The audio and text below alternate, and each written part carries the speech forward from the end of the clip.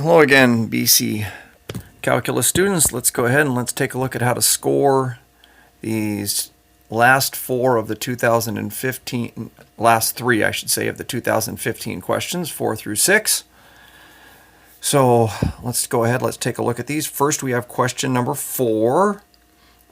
Interesting thing about this one is that it is a differential equation question, and most of the time the differential equation question is a separable one that they want you to solve, but this one is not.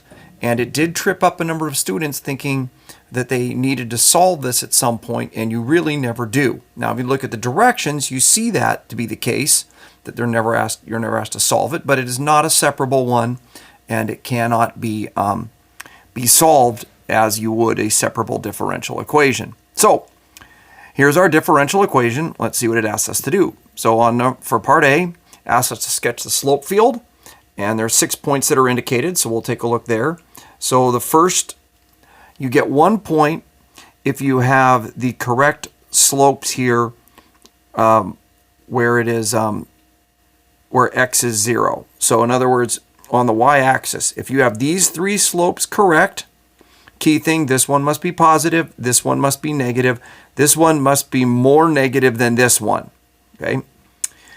And then when x is 1, looking here, this must be 0, this must be positive, and this must be more positive than this one, noticeably. Okay, with that, you get your 2 points. All right, part 2.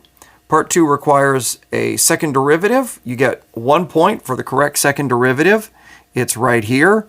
So you could get it either with this line here, between those equal signs, or this here after you've distributed. That gets you 1 point.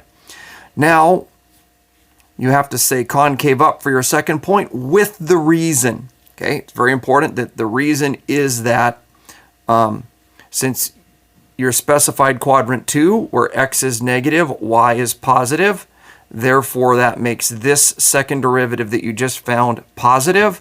Therefore, it is concave up. Then for part C is also worth 2 points. So first, you have to consider your first derivative at the point 2, 3. If they see that you evaluate that and look for that, you get a point. Okay? And what you find there is that it's equal to 1, not equal to 0. So that's not a critical point, since it's not 0 or undefined. Therefore, your conclusion would be that it can't be a minimum or a maximum, a relative min or relative max, because the first derivative is not 0.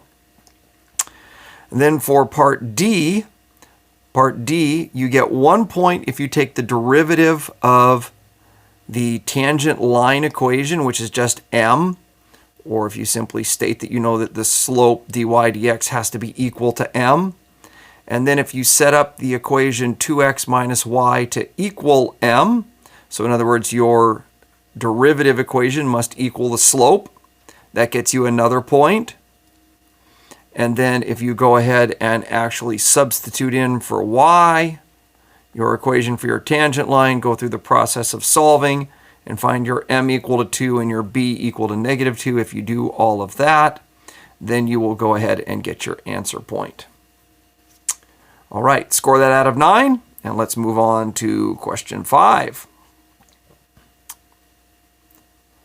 So question 5, here we've got an equation, and we're told what its derivative is. They give us our derivative, so we don't have to calculate the derivative. We have both f and f prime. And then for part A, it wants us to write an equation for the tangent line. So in order to do that, we just have to understand how to use these things. You get 1 point for your slope. Calculating your slope is putting 4 into the derivative function, getting negative 5/16. And you get 1 point for the complete tangent line equation, which is written down here. You could easily write it as y minus 1/4 equals negative 5/16 times x minus 4. Or you could distribute the negative 5/16 through into this one here. But if you do that, you must do it correctly in order to have that done. You must simplify correctly. That would be y equals negative 5/16 x. And then you would have end up being plus, I believe it would be plus 3/2. B. So for part B, you get 1 point if you consider f prime of 2. If you understand that you must take a look at the first derivative at 2, and you can see that you did that, whoever's scoring it would see that, then you get 1 point. That's an easy point. The second point's much harder. Okay? Second point, you must explain that it must change signs from positive to negative at 2, and therefore, since it does change from positive to negative at that point, therefore there is a relative maximum at 2, and you must explain that with English. Okay, part C, just 1 point for getting k of negative 10. Okay, need to see work and need to see k equal negative 10. If you see work, see k equal negative 10, you get that point.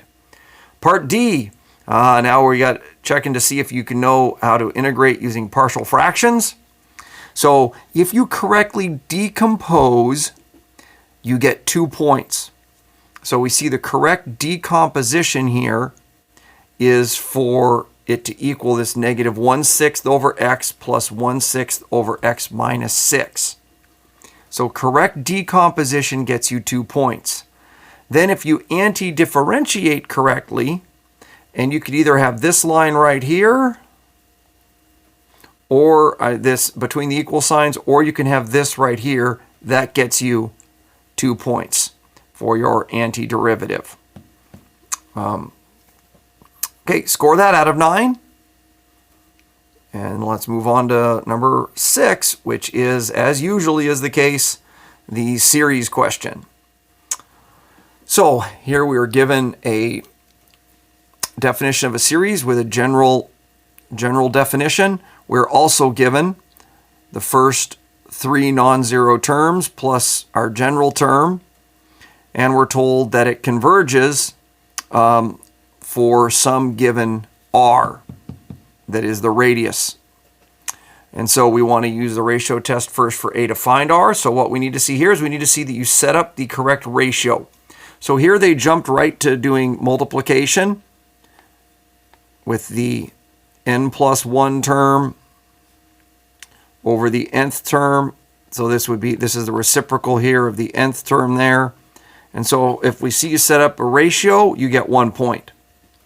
If you actually get the correct limit of the ratio, which calculating the correct limit here is x less than 1/3.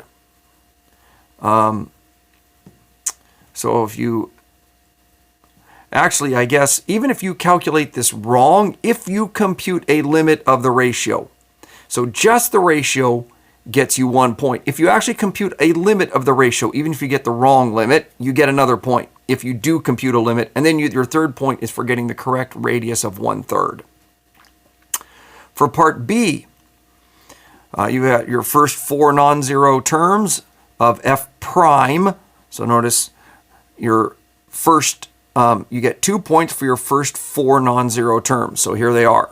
1, negative 3x plus 9x squared minus 27x cubed.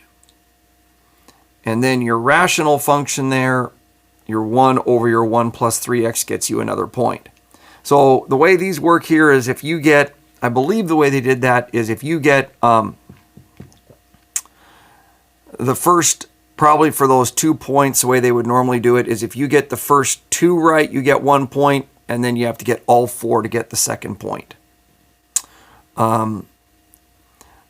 Then for part C, once again, you need first 4 non-zero terms. They're right here. So that gets you 1 point. It's either all or nothing on that one. And then you get 2 points for your Taylor polynomial, which is down here. So you see the work there. And here is your Taylor polynomial right here. That gets you 2 points right there to have that. Not sure particularly, it's difficult to say what you would get that would allow you to get, if your setup is correct for finding it, you could probably get 1 of those 2 points. But your setup would have to be correct. Okay, score that one out of 9, score the whole thing out of 27, and then go ahead and take a picture of it and send it on in to me. Okay, remember we do have a Zoom session this afternoon if you do have questions.